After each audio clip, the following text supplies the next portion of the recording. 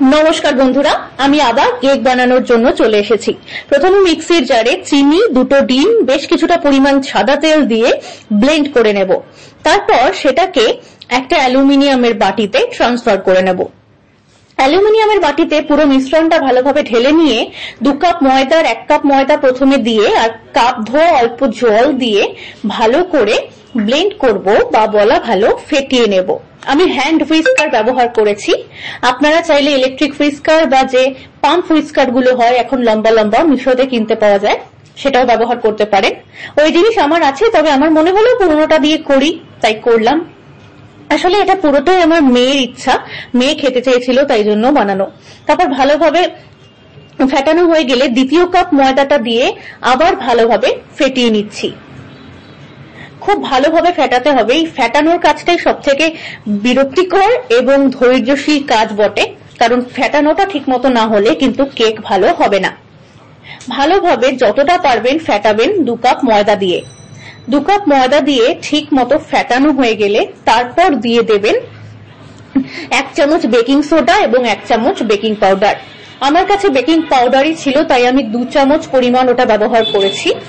আপনারা দুটোই চেষ্টা করবেন দুটোই দিতে, আর ঘরে একান্তই একটা না থাকলে যে কোনো একটা দিতে পারেন। পাউডার না থাকলে সোডাও 2 চামচ ব্যবহার করতে পারেন, কোনো অসুবিধা নেই।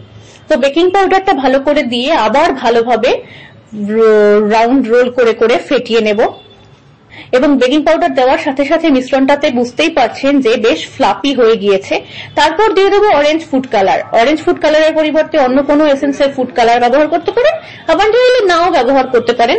আমার মেয়ে একটু কালারফুল কেক খেতে চেয়েছিল বলে আমার এই পন্থা অবলম্বন করা। কিন্তু ফুড কালার যদি দেন মনে রাখবেন সেটাকে ভালো করে ব্লেন্ড করবেন। ফুড কালার ভালো করে ব্লেন্ড না হলে স্বাদের তারতম্য ঘটে কিন্তু কেকের স্বাদ বাজে হয়ে যেতে পারে।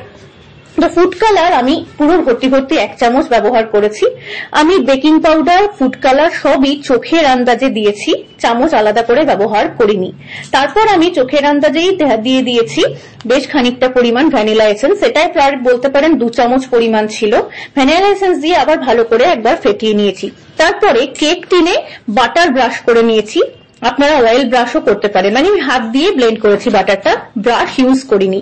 তারপরে আরো একবার ফেটিয়ে নিয়ে মিশ্রণটাকে আমি কেক টিনে ঢেলে দিলাম। কেক টিনে মিশ্রণটা ঢেলে নিয়ে ভালো করে ট্যাপ করে নেব। ট্যাপ করে নিয়ে তারপর আমি চলে আসবো রান্নাঘরে। একটা কড়াইকে প্যানে আমার আঁচের ওপর বসিয়ে বেশ কিছুটা পরিমাণ জল দেব। জল দিয়ে একটা স্ট্যান্ড বা 3 পায়া বসিয়ে জল ফুটে উঠলে আমি কেক টিনটাকে বসিয়ে ঢাকাটা একটা কাগজের সাহায্যে ছিদ্রটা বন্ধ করে ঢাকা দেব।